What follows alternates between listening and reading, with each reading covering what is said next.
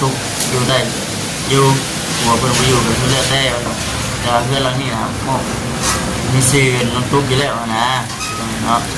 ล่าสุดนี่คือว่าติดต่อน้องแต่ได้แล้วน้องแต่เนาะได้จนได้ยันขึ้นไปเพื่อนในบ้านจนได้ไปหาผู้ปกครองบ้านนะงานที่ว่าเป็นได้ร่วมกันกับแม่ว่าเรื่องสร้างอันนี้สิบเอาแล้วถามลูกถามเต้าแม่นะตามที่ได้ยินเสียงเขาเป็นธรรมะกันร้ายเชียร์เบียร์กันก็มาทำเพื่อนทำนองเดียวกันเบิดที่เป็นก็เป็นธรรมะกันบางทางเป็นเดียวโอ้ย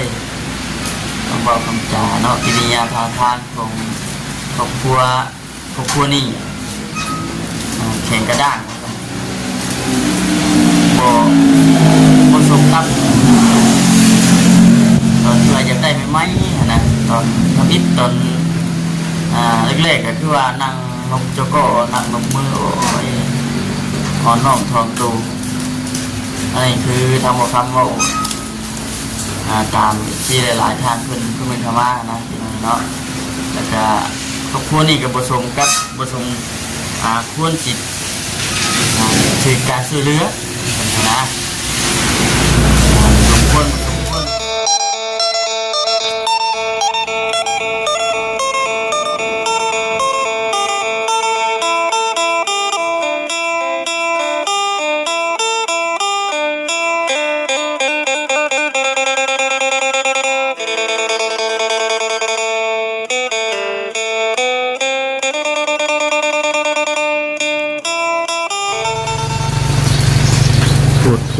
ว่าคนพี่น้องเลยเนาะตกขมุกกระใจแห้งอะไร2 มื้อ 3 มื้อพี่น้องเลยว่าสิได้ปั่นเขาเมื่อนี้ก็บ่ได้ปั่นซ้ำอีกแล้วฝนตกห้ำเลยแต่ว่าเก็บขึ้นมาจากแห่หน้าน่ะเบิดเลยพี่น้องเก็บขึ้นมาวานว่าเป้าหมายว่าสิได้ปั่นเมื่อนี้ฝนตกเลยก็อยากแคะได้เลยพี่น้องนะคนปั่นเลยก็อยากหลีกหันหลีกนี่แน่บอกคือมันแดดมันอย่างไรหาบอกกับเจ้าปันเวลาฝนตกก็อย่าแขะในเขาเปียกเขาอย่างที่เราวะบางทีคนดอกมาพี่น้องเนาะหักใครแต่อย่างนึงแค่นั้นฝนตกอะอย่างนี้บนทางอย่างนี้พี่น้องมันบกควันเลยแค่นั้นฝนมาตกแบบไงลูกกลัวแล้วบัดแค่นั้นฝนตกกับบดีจะขึ้นมันทำเขาแล้วพี่น้องเนาะพอดีมันกับมันห้วยทางนี้นะมีทั้งดีมีทั้งเงินผลเสียเงาพี่น้องเนาะฝนตกยามเช้าโอ้ยขายเพราะของมันเนาะมานั่งอยู่ในกันพี่น้องเลยวันนี้นะมีคุ้มขึ้นว่าที่ได้ออกไปข้างนอกอยู่มันจะได้ปิดกันดูจะอุ้ยน้ำสิ้นแห้งวันสิ้นแห้งนางแห้งพี่น้องเลยหนาวดิทางเมืองฝนกันเป็นวันมันต้องแห้งกันสิปิดตูขันนี่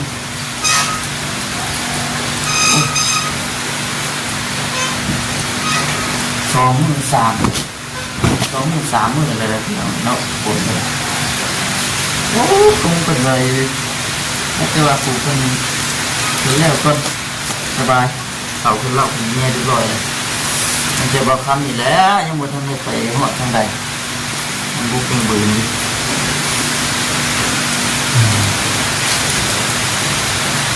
สบายที่สุดก็คือนาแล้วเขาเป็นเล่าเป็นยังเห็นว่าบ่ได้ใส่เขางานนั่นก็คือว่าสิแล้ว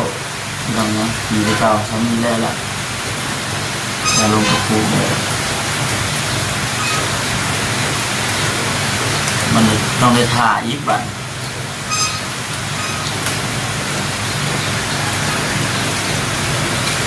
มันนี่นะมีคำคุยมาซีเดินทางไปไกลคนรอทั้งบัตรเพิ่นโทรมาบอกตอนนั้น คำคิดว่าได้ปั้นเขาได้เช่าที่เป็นก่อนที่จะออกไปนะแต่ว่ากะเบิ่งมื้อนี้น่ะคือสิบ่ได้ปั้นพี่น้องฝนตกนะคือสิบ่ได้ปั้นเป็นว่าปั้นเขาจะต้องได้ถามเขาโยมเขาไว้นะเพราะว่าอยู่เรือนมันมีคนน้อยจะลายทางไปแน่ใช่บัดที่นี่มันตกเนี่ยสีบริบันเลยเป็นว่าปั้นตอนแรกแต่ที่เดือดสีเนี่ยถือเป็นเมียเดือดตัวอินเลยหมักทุกไว้น้ำเลยเอาขยะมุ้งไว้ก่อนเดี๋ยวว่าคำสียังโจ้บอกคนนั้นนี่ไปหน่อยสมมติว่าได้ปั้นเมื่อนี่นะชาคำคืดนี่สีบริปั้น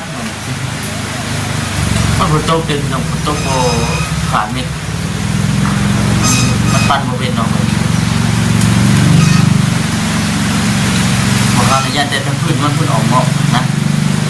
เราเนี่ยว่าตกทำเรื่อยเลยหัวออกงอกคือกันนะเนาะ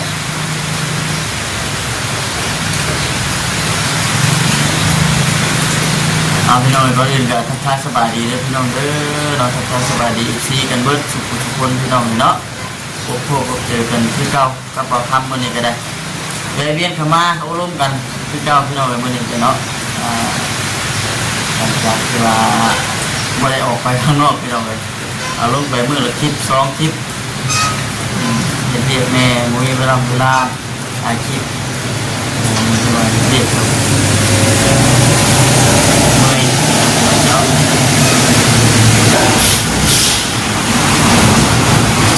มีเวลาถ่ายคลิปนะครับที่เราเปิดตัวลงการเจริญต่างๆเราจะตอบมาก็เลยใช้เป็นการลงเบิ้งไปต้องการมาชันก็คือเป็นเช่นใดแต่ว่า2 มื้อ 3 มื้อที่ทันมากมันจะคือว่าอะไรที่เราเนาะเรื่องราวปัญหาดราม่าที่ว่ามันเกิดขึ้นในปัจจุบันนี่หรือเปล่าต้องถือว่าเดือดอัตขัดแย้งขนาดที่เราเลยเนาะเมื่อวานนี่เพิ่นว่าคิดว่าจบสิ้นอะไรที่เราเลยเมื่อวานนี้บุคคลคิดว่ามันจบบริบูรณ์แล้วแต่ว่ายังผมเป็นแม่กับเป็นพ่อว่าง่ายๆกับครอบครัวพระเจ้าเนี่ยเนาะยังบ่ยอมยังบ่จบบ่สิ้นนะมือชีวิตอย่างเกิดคือว่าได้จนได้ยันขึ้นไปเพื่อนในบ้านจนได้ไปหาผู้ปกครองบ้านนะง่ายๆคือว่าจนได้ลงกันทั้งแม่ว่าเรื่องสร้างอันสิบเอาแล้วถามลูกถามเต้าแม่นะตามที่ได้ยินเนาะพี่น้องเนาะตามที่ได้ยินในคลิปของบทจิตแน่แล้วของมันบทเตียงทั้งแน่นะถามผู้เป็นพ่อก็จนปากว่าสิบเอาแล้วจะหลังมันมีแต่ปัญหาเอาเลยก็เลยคุณพรต้องเลยไปถามลูกวิบแบบถามลูกกับแม่ว่าเอาบ่แต่ว่าบ่เอาขนาดเป็นน้องเนาะแต่ว่ามาเมื่อวานนี้ก็ว่าโทรมาหาหมอจิตตอนเช้ายังบ่จบยังบ่สิ้นอยู่ได้ว่าซั่นต้องได้ว่ากันอีกทีนึงเป็นน้องเนาะนี่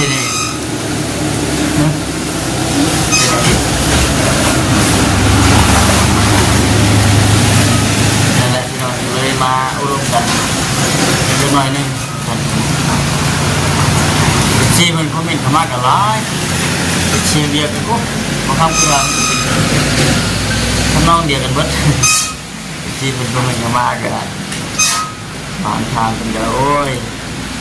ต้องบอกคำจาเนาะกิริยาทางของครอบครัวนี่แข็งกระด้างบ่สมกับตอนเราอยากได้ไหมนะตอนทำอิฐตอนเล็กๆก็คือว่านั่งนกเจ้าก็นั่งนกมือโอ้ยอ่อนน้อมทองตูอันนี้คือทำคำว่าตามที่หลายๆทางขึ้นเป็นธรรมะนะเนาะ แล้วก็ครอบครัวนี่ก็ผสมกับผสมควรจิตถึงการช่วยเหลือนะสมค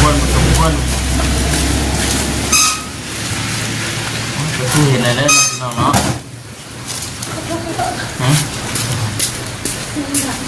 ฮะก็คือเห็นอะไรพี่น้องเลยตอนแรกๆก็คือว่าบ่ได้มีปัญหาอย่างไรนี่คือทั้งบทเรียนพื้นเข้าไปก็คือที่ประชุมที่ก็คืออยู่คนเดียวตัวอยากเข้าไปเคลียร์ไกลเกลี่ยให้น้องใช้อะไรว่าน้องใช้ก็จะหมดคิดมาโอ้ยต้องขอบอกความเพื่อนเลยเจอสีทะเลาะอยู่ยักษ์กับสีเหมือนกันห่วงความเพื่อนก็ได้พี่น้องห่วงความเพื่อนก็ได้ยันความเพื่อนเจ็บดินี่พี่น้องเนาะออกมาเราหน่อยนึงบอกคำกันเลยเนาะรุ่นกันพี่น้องเนาะว่าจะเป็นจังไรต่อนะสำหรับบอกคำขับไปบนคิดแต่ว่าในคลิปมันมาเตรียมเนาะเพิ่งเนาะเมื่อวานที่ว่าจบแล้วเรื่องหลังนี้จะอยู่ตุกอยู่ได้อยู่หัวเพิ่งไปอยู่กับเพื่อนได้แต่ว่าเพื่อนหลังนี้นะมีซื้อน้องตุกอยู่แล้วนะเนาะล่าสุดนี่คือว่าติดต่อน้องแต่ได้แล้วน้องแต่เนาะสับเครื่องนั้นจะเบิดช่ำบริเวณเบิดคลิปนะพี่น้องบอกคำเห็นผ่านๆหนึ่งนะมือผมเลงวันเห็นผ่านว่าติดต่อน้องแต่ได้แล้วเห็นจังไดมาบอกอยู่จังไดมาไก่เกียร์มาเห็นไหมันเล่มันทั่วเห็นว่าเจ้าบ่มากมันชีวุ่นวายไปเมื่อหน้าแล้วปัจจุบันผูกกันอยู่นั่นแหละเนาะ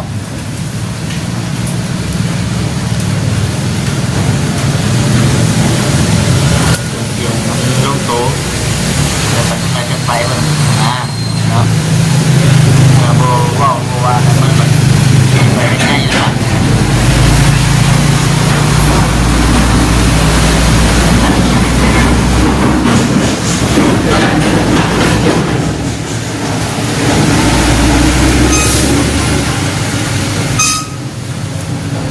หนาวพี่น้องครับตกน้ำเช้าเดี๋ยวสิกำลังที่ทางมาติดกันที่ให้ออกไปเกือบโมง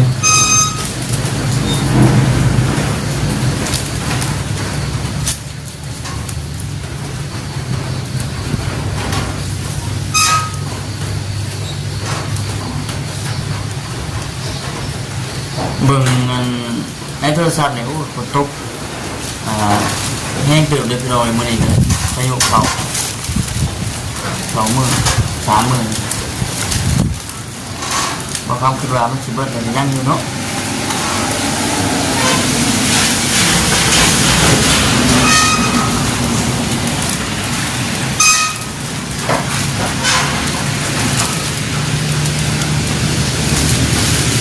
วิทย์กันช่วงพูดน้องเราวิทย์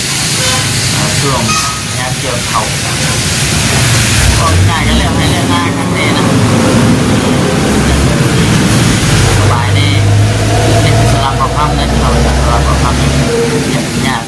สะโพกช่วงย้ำให้ย้ำหน้าเนี่ยโอ้โหเลยว่ายากจนเทปสิเวลาออกไปอาคลิปเราเนาะขมุกเก็บเรียกนะครับเนาะ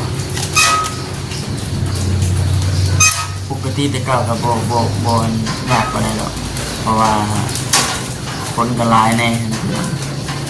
เก็บเรียกมันก็พร้อมเพียงกันแต่ว่านี่เกิดจังไรเลย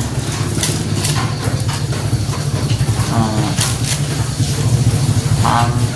เจ้าแม่แล้วก็เขาห้านแน่นะเขาห้านขายเครื่อง ก็ได้แก้ไขเนาะพี่น้องเนาะหอนทางขายบ่ได้แก้ไขในธรรมชาติขนาดบ่มีให้ในเต็กนะอันนี้ก็ถือว่าทางผู้รับผู้ใหญ่เพิ่นเฮ็ดให้สดช่วยมีทางขายอันนั้นคือเนาะว่าเฮ็ดเวียกนี่ก็มีแต่ว่าบอกคำกับสาวินนี้แต่อยากชาแน่เฮ็ดไปพี่น้องเฮ็ดไปตามมันคนหน่อยเพิ่นซะไปอีกดึกอีกวันนี้จะเป็นสำเร็จบาททีนี้ดึกอีกวันนี้มันสำเร็จเรียบร้อยเพราะว่ารอของงานสุกก่อน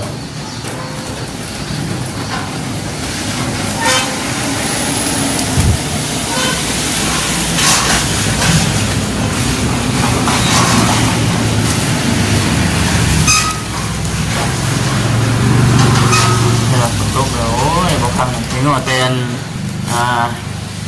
บนทางนั้นนี่แหละพี่น้องไปมันรถจักรเจ้ากายไปกายมาเนี่ยล่มเลยแมนยูว่ามันบกควันเลยแต่รถเวลารถจักรเขาเล่นนะเขาบางคนเพิ่นก็ไม่ได้คอยดิเล่นมากเพราะว่าล่มอยู่นี้ล่มอยู่ตนาห้านี่รถตีนี่รถเล่นเนี่ยเฮ็ดกล้องนั้นพี่น้องเนาะชิ้นหมูปลาทูอาหารสดก็ยังขายคือเก่าเด้อพี่น้องเด้อนี่เด้กุ้งไก่ปลาทูปิ้งลูกศรลูกชิ้นอาหารสดยังขายคือเก่าอยู่ชิ้นหมูก็โล110ปลาทูโล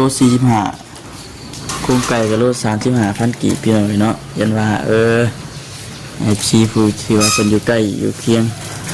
อยากมาอุดหนุนซอยนะพี่น้องเนาะ